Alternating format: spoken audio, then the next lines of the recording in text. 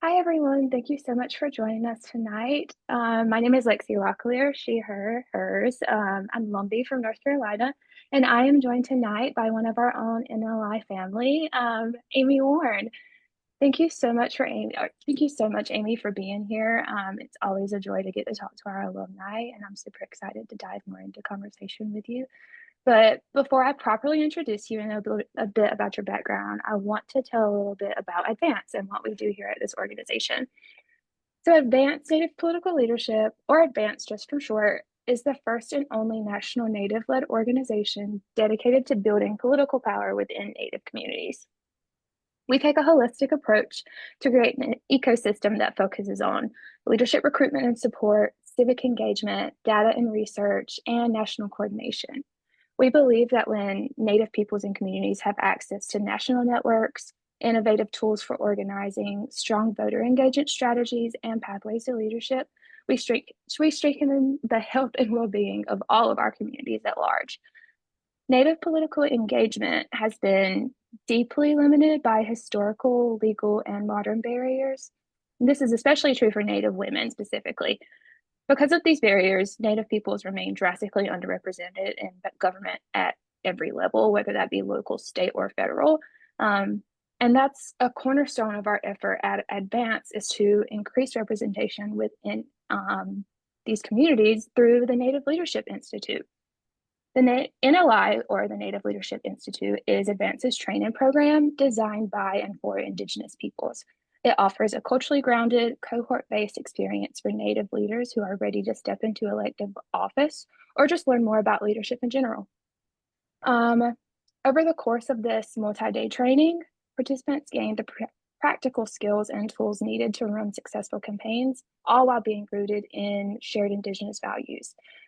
At Advance, we are deeply committed to creating opportunities for leadership development, community connection, and visibility for Native leaders, which is why I'm so excited to get to talk to one of our alumni from this actual or from the NLI program, Amy Warne. Amy is a citizen of the Muscogee Nation, is Seminole, and Tiger Clan. Amy holds higher education degrees in healthcare management, nutritional sciences, and has an MBA. She is the National Nutrition and Health Programs Manager for Partnership for a Healthier America. This nonprofit seeks to transfer the food landscape by achieving health and food equity. Amy is also the current Oklahoma chair or Oklahoma County Democratic Party chair and was a candidate for Ward 8 Oklahoma City Council. Amy loves to garden, grow ancestral foods, play soccer, do yoga, and support the local arts community. Amy, thank you so much for joining us. It really is a pleasure. Your journey from NLI participant to trainer, alongside your role as the chair of the Oklahoma County Democratic Party, speaks to the power of Native leadership at every level. Can you take a little bit or take a moment to share a bit about yourself and what work you're working on currently? Sure. I always like to start with Hesje Estango, Amy Warren, Chio Chiefkados. That is Muscogee for hello, how are you? My name is Amy Warren. I am Muscogee and Seminole and daughter of Catsalji, which is the Tiger Clan. Um, and as you mentioned, I'm have multiple higher education degrees. I'm a registered and licensed dietitian, so that means that I have completed over 1,000 hours of internship and sat for a national exam and keep up a licensure and certification through continuing education credits. In that work, what I do as an Indigenous dietitian specifically, there's only 1% of us in across Turtle Island or what we call, the United States. And so there's about 600 Native dietitians. And so for me, representation at every level, something that Advance really believes in, is something that I try to live into every single day, specifically in my 9 to 5, where I am the nutrition and programs manager for PHA, which is an initiative of Michelle Obama's Let's Move initiative. And so what we do there is really just trying to get healthy food to people that need it. And it sounds so simple, but it's just such an interesting time right now to have conversations about what hunger looks like in America. And that's something that I do a lot. I travel all over the country and talk about that, what hunger looks like for America. And specifically in Oklahoma, we're one of the hungriest states in the nation. And and then add in the native component where, native peoples are, 1 in 4 are likely food insecure or have food insecurity. And we're twice as likely as white folks to experience, not wondering where our next meal comes from. And that health and that traditionalism for me, in trying to amplify and move the Indigenous food sovereignty movement, forward and just amplify it as much as I can in my 9 to 5, but also as a consultant to various organizations and just having conversations about why do we even need food sovereignty? Why do we even need this movement?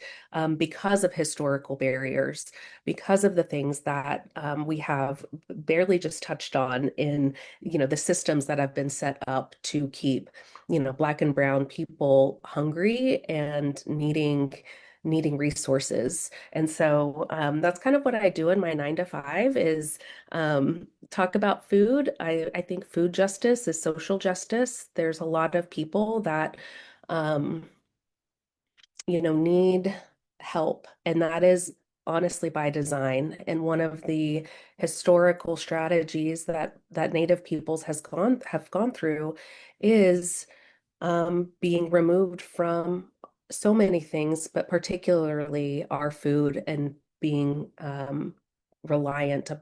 forced to be reliant upon a food system that makes us sick and then doesn't nourish us in ways that we have always known. And so add that in that, those types of things are what led me to wanting to be an advocate in different spaces, and then seeking office, and then standing for county chair, and now doing those things.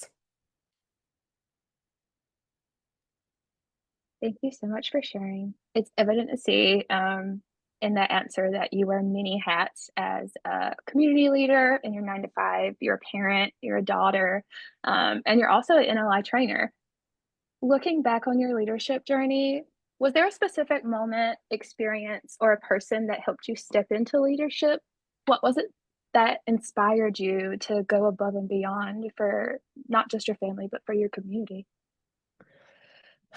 That's such a good question. And I really, and I think about a specific experience. There's so many experiences that led me to where I am today. I think about all of the matriarchs in my family that have been so strong, that have also worn many hats, that have raised kids, worked, built businesses, really have done all of these things in different capacities and in different avenues that we don't normally see, and that's something that I have always looked up to. Um, I think sports was a really great avenue for me. I was a gymnast and was on the track team, played volleyball. I've always done a lot of things. I like being busy. That's part of just kind of who I am inherently.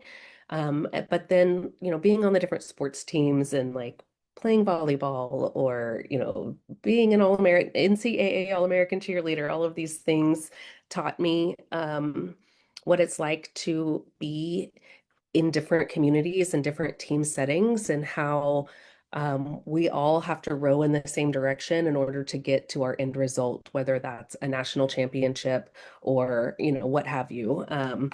I'm also musically inclined, so I've played multiple musical instruments, was in the marching band and all of these things. And so really having to be in lockstep with people, and knowing that I had to be up early and for practice and then stay after school, and all of those things kind of helped shape my leadership.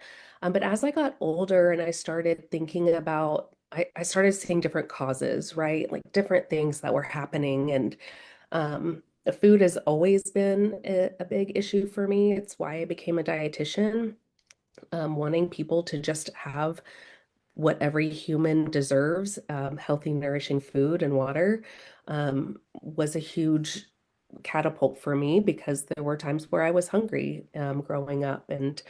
Um, but then as we moved into even like just this past, let's say, decade, um, and seeing things like Standing Rock and seeing, things that, the murder of George Floyd and what happened around COVID-19. And, at that time I was working in dialysis. So I was having to go in and do all kinds of different, gear up and all the things. And that was a lot to experience. And then seeing the different folks that say, it's a hoax or it's this or it's that. And I always just look at different experiences and want to find the truth in them. And one of the things that took place was, the Catholic Church did a tour of the United States or Turtle Island and wanted to hold listening sessions for people that were affected by Indian residential boarding schools. And so there was one here in Oklahoma. We had over 70 boarding schools here until 1965, even a little bit later. Um, but they were holding a listening session, and I thought, I'm going to go. I want to support. Me and a couple of folks drove down and wanted to um, support the elders. Really, it was just a matter of we're going to bring snacks, we're going to bring tissues, we're going to bring journals, water, and just be there to support. And no one showed up except for the congregation. And they started the session. It was a 90-minute session. They started the session, and because no one showed up to discuss their experiences, we heard a lot of, well, I have native friend, I have an Indian friend, and they just enjoyed their time. And just, it was a lot of things that I knew weren't necessarily the truth. And so I stood up off the cuff and just started talking and talking about the Catholic Church and what they promise and what they say, and how even with these listening sessions, the idea behind it was to still assimilate folks into the Catholic Church. And I had that caused concern for me because as a Native person who likes to enjoy my spiritual practices, that felt a little disingenuous. And so I had a conversation. They did not like what I had to say. Um, we they shut the listening session down a little early, and then a reporter came up to me and asked if we could have a further conversation. Had that conversation, said it was going to be, in the back of the Friday section of the religious section on the Friday paper. And I was okay with that because I just didn't think it was, I mean, I didn't know. Well, lo and behold, I'm on the front page of the Sunday newspaper, the biggest circulation in Oklahoma. And that's just my face is above the fold. And a friend was out knocking doors and looked down and saw me and basically called me and said, "You need to run for office." And I thought that was a big turning point in how I saw myself as a leader and how other people thought of me in a leadership capacity, because they said I had a story to tell. They said that people wanted to hear it, and they just kept encouraging me. Of course, I didn't say yes right away. I said, absolutely not. Are you kidding me? But I had a lot of conversations and I started looking around, and this was kind of at the same time where the US Supreme Court determined that the eastern half of Oklahoma had never been the Muscogee Reservation had never been disestablished. And so it was this turning point in Oklahoma politics, specifically with, the Muscogee Nation getting land back, but actually having rightful ownership to the land that has always been ours, and seeing moments of a little bit of headbutting with our state government and the Muscogee Nation, and then how that has come to me be a time where I could use my voice in a very specific capacity. And so yeah, I just started thinking, what could I do? How could I show up? Do I have a voice? Do people really want to hear what I have to say? And I kept getting the encouragement to step into these leadership roles. And so I said yes, and here we are. Thank you so much for sharing that. That seems to be a common theme around the Native elected officials that we see, but also the alumni of our program.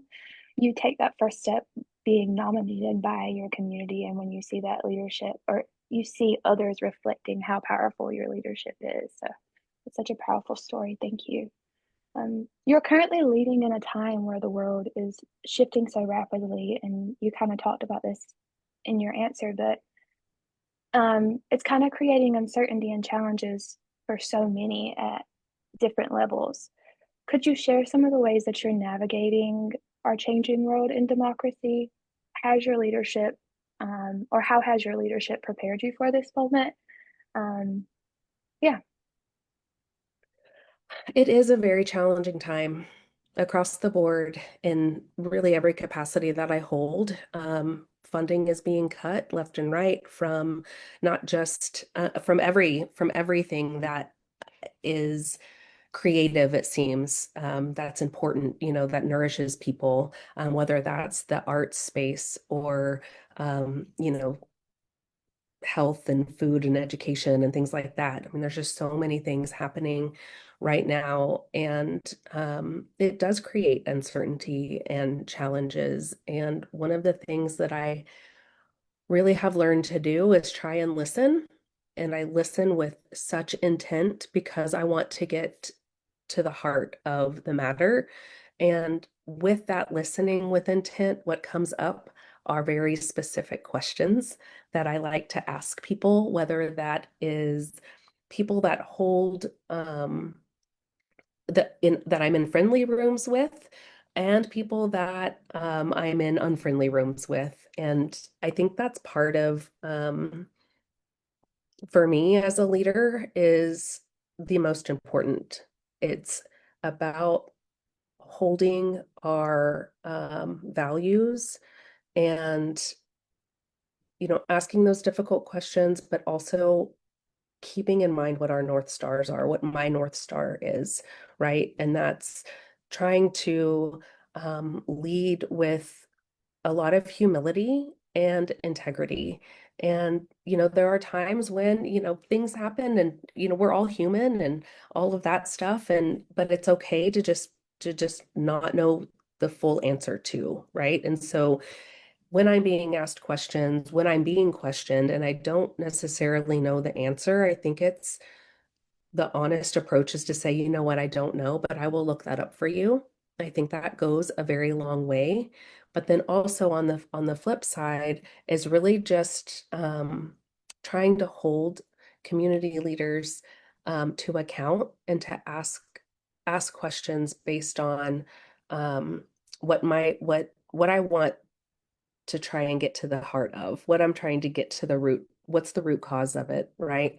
And so, it's always important for me because I feel like we're in a time where there are challenges. We're being thrown so many things every single day, left, right. The point is for us is exhaustion. The point is if we wear them down enough, them being us, right? If the man wears us down enough, um, then they'll be able to do whatever they want. And so for me, it's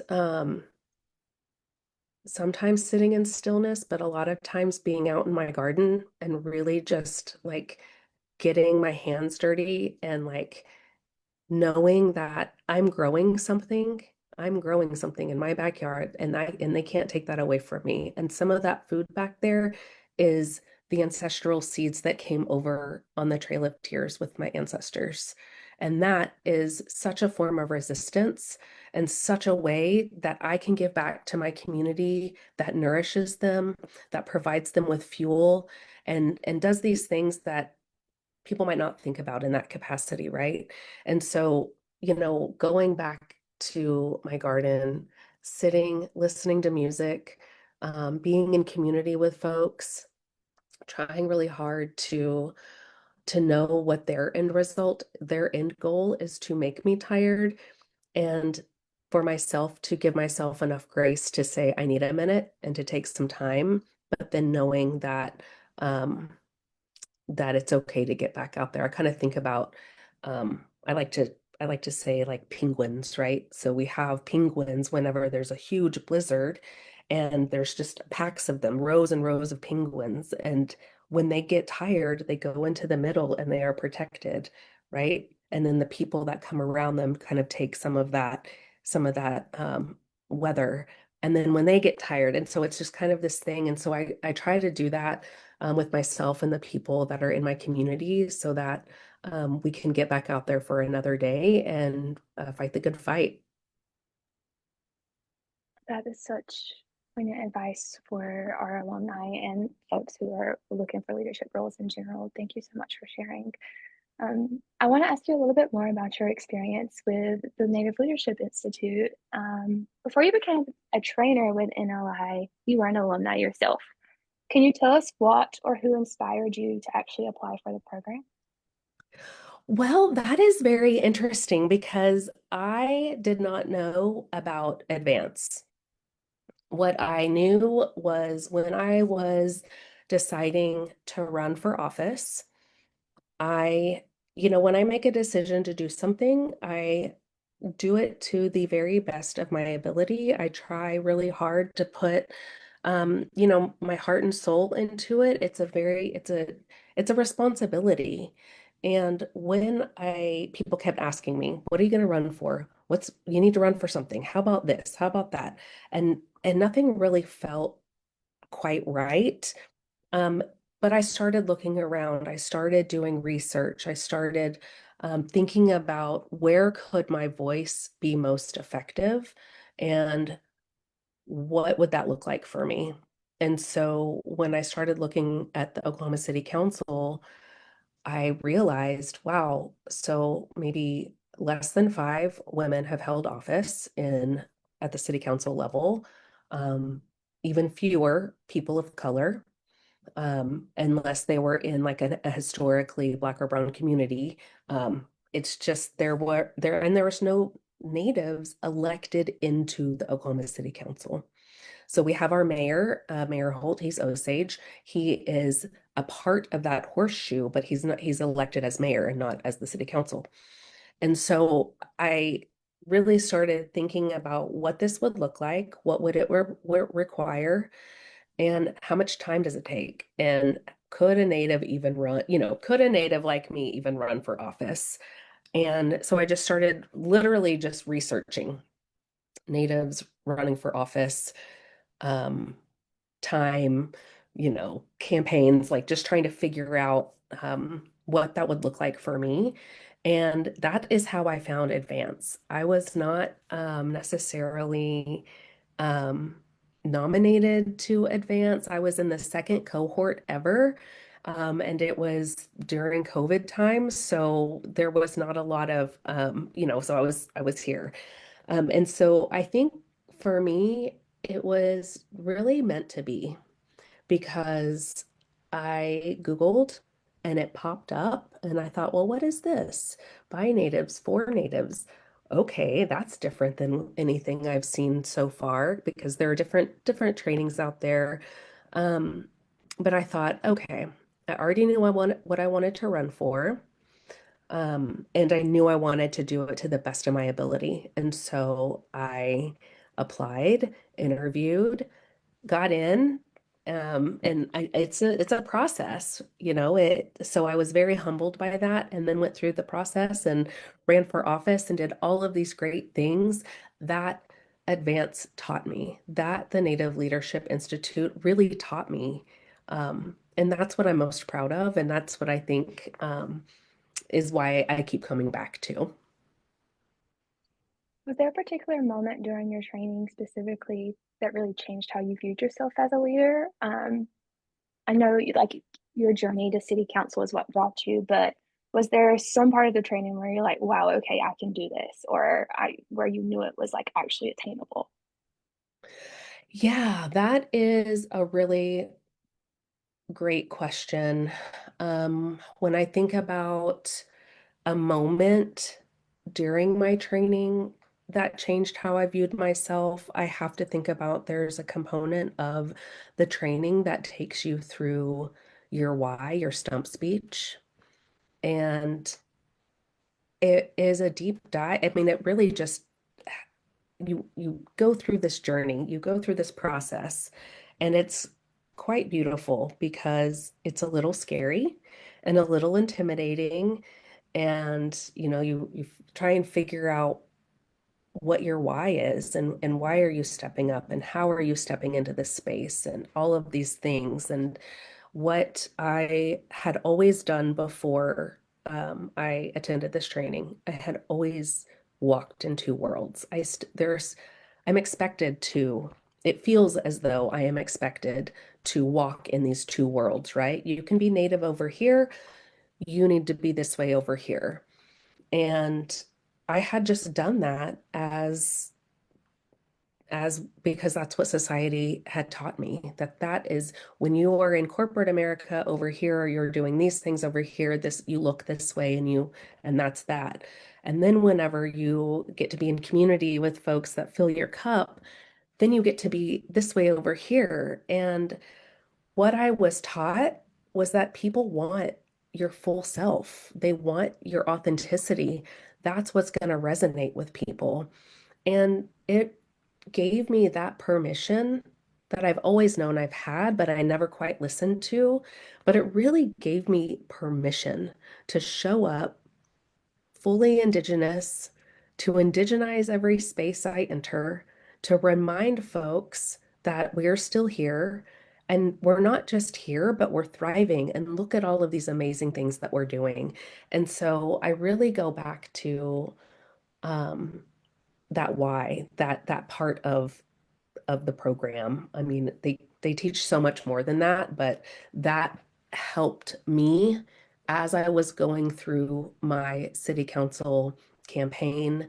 It helped keep me centered because people will always try and modify who you are, right? You shouldn't do this. You should show up like this. But what about your family? They need to know this. And it's like, it gave me it helped me set really healthy boundaries for how I wanted to show up in my campaign. And I can't really thank Advance more because that has helped me even to today carry that in every space I enter.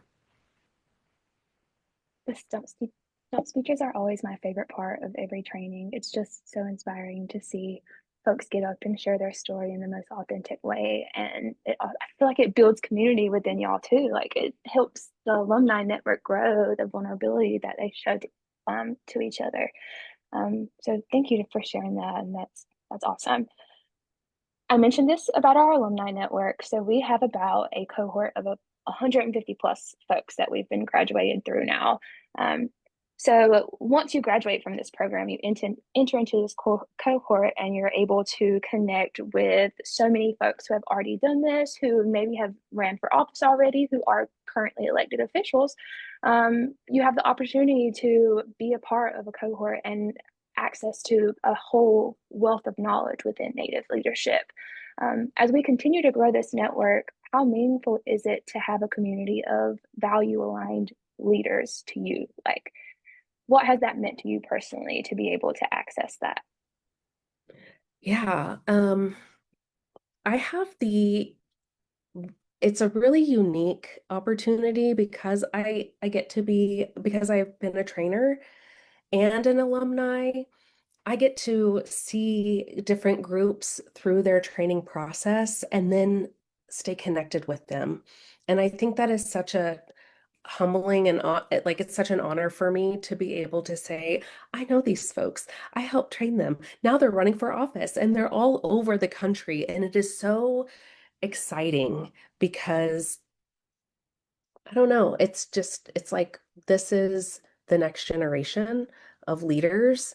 And then more than that, it's we're inspiring so many people, generations and generations to come, because we have this group, because we have this network, because we have this training that helps teach people how to run for office in this most authentic way that is really quite incredible.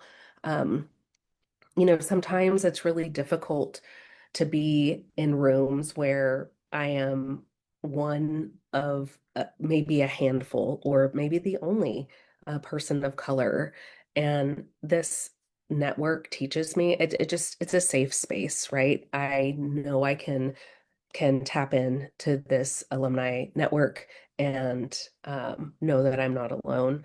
Again, I can go and watch people running for office and know that I had this tiny little part in their grand journey of um, of trying to be the next representative of they want wherever they want to run and whatever capacity they want to run in. And it's these connections that build community, but then also being able to come back, right? So there's different things that Advance does that I think is incredible. The Native Power Building Summit is coming up. I don't know if I can put a plug in for that, but that is very exciting because we get to, we come together and then we go and do our own things and we run for office and build community and be leaders in our own right.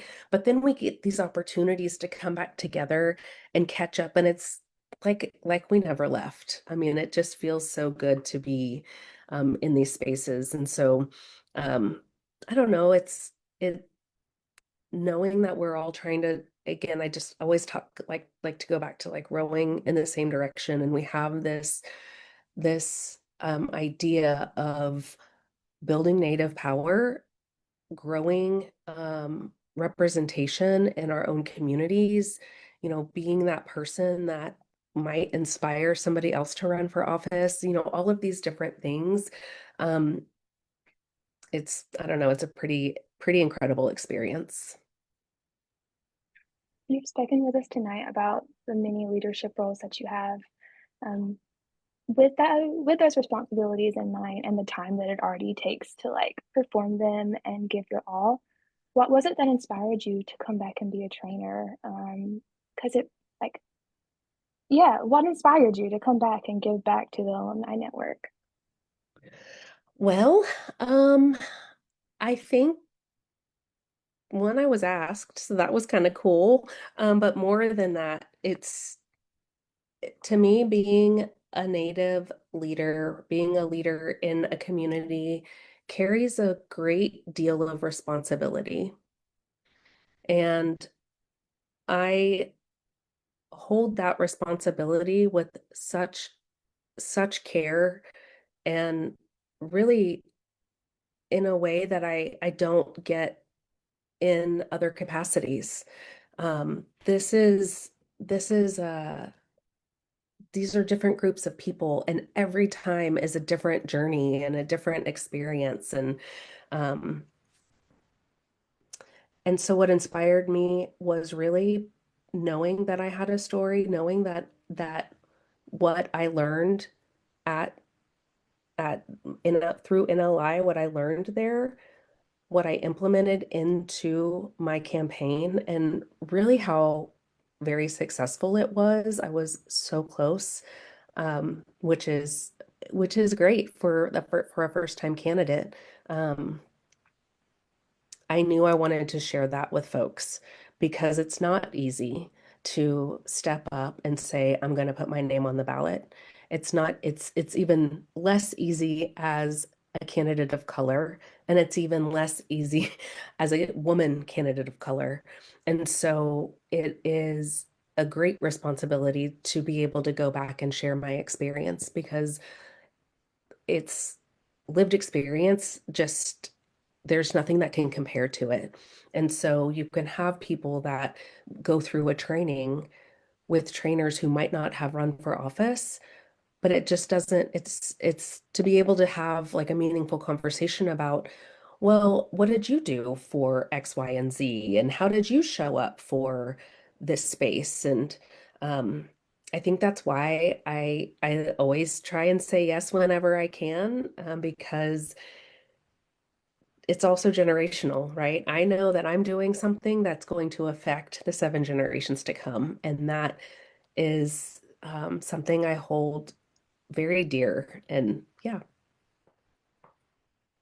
And y'all, Amy mentioned how close she was in her campaign, but I also want to highlight the amazing fundraising that you did during that campaign.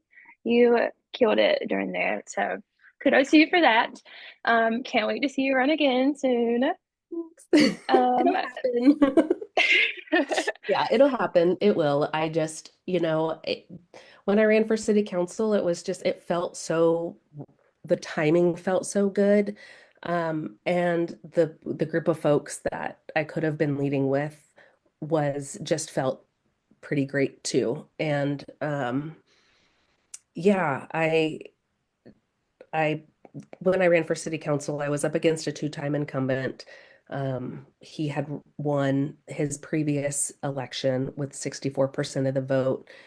And when I ran against him, there were three folks in the race, and I got him down to 53% of the vote. And that is a huge swing in a predominantly, I'm in a purple district. I mean, we're red, deep red Oklahoma, but there are pockets of communities that are very blue, specifically in Oklahoma City and Oklahoma County. And so, but I had seen even like in the past 10 years, the demographics shifting and, seen and watched some of the votes that had taken place that did not align with my values.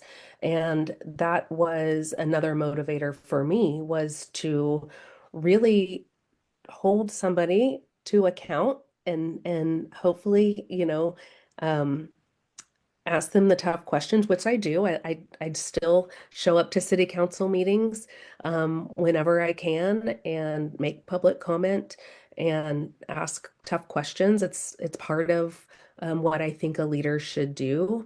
And so, yeah, I do foresee another run in my future. I'm not quite sure when or where, but I know it's coming. I've had a lot of encouragement, and yeah, I'm excited for when that time is. we can't wait to support you. And I am so thankful that I've actually got to witness your training before. You do bring such a unique experience and a great energy to the room. It's awesome to see you in action with all the alumni. But a little bit about like beyond the curriculum itself and your experience, what is it that you hope that these alumni get from or take away from the experience that is NLI in general? Um, I think just a sense of belonging, and um, just a realization that their voice and and what they want to do, it really does matter. It really, and I've talked to a lot of, I've actually known several folks that have gone through the program, and it's just that you were chosen to be, it is an extensive process. Um, and I want people to realize how important their voices are. I want the alumni to know that even though the class is done, you always have people in your corner. I mean, that's just the bottom line. Um, it's a pretty unique pocket of my world and what is being grown, right? And just a realization that, showing up in your space in your community is vital right now, and it has been for some time, and I think it will continue to be as we move through the next several years. But yeah, I think it's just part of I don't know, it's just I love it. That's all I can say. Thank you. One final question for our audience. What advice do you have for people who are curious about stepping into leadership for the first time? Ooh, that's a good question too. Um, Public leadership can be scary. It can be intimidating. Um, Sometimes people perceive you and who you are. Um, it can be all of these things, right? Um, but I think if you just look for, a mentor or if there's somebody that you look up to, um, I say just try and see what they've done and follow in their footsteps, but also don't be afraid to make your own path because I feel like that's a lot of what I've done in my time growing up. I have a lot of lived experience and life experience that brought me to where I am today, but it's also, just a matter of knowing that what you are doing, and if you are being called into public leadership, you are standing on the shoulders of our ancestors, and you will always be supported in that capacity. Sometimes it can feel lonely, but there are always people cheering for you in the background. And I'm saying that even to myself because there are times where I forget, it's just like, what am I even doing? How is this, it's just very easy to get caught up in the chaos. And I think being able to, come back to yourself, to your North Stars, to your values, to your medicines. I'm looking at my medicine is right here. So coming back to that and knowing that you're not alone is is the advice I would give. And, look for opportunities to learn and grow. Advance has some really great things coming up. And I think that's a really, there are different paths that are being created so that you can, step into leadership in your own way, but also just don't be afraid to do it. Your voice, you're here. We're all here in this capacity, in this time for a reason. And it is our voices that's going to carry us into hopefully, a better future. Thank you so much, Amy. That would your Thank you so much for sharing your story. It's always awesome to hear about your experience and to get to know you a little bit better. Um, to end us out, I have a little fun section. We have a true or false segment. It's kind of a rapid fire. I'm going to go quick. Okay. True or false, really quick, off the top of your head. If you want to think about it, you can, but go with your gut. I always encourage folks. Okay. I tried to cater these a little bit to you, so hopefully they're a little bit easy. Okay, let me know when you're ready, and we'll I start. am ready. Go for Okay, it. the state flower of Oklahoma is the Oklahoma rose.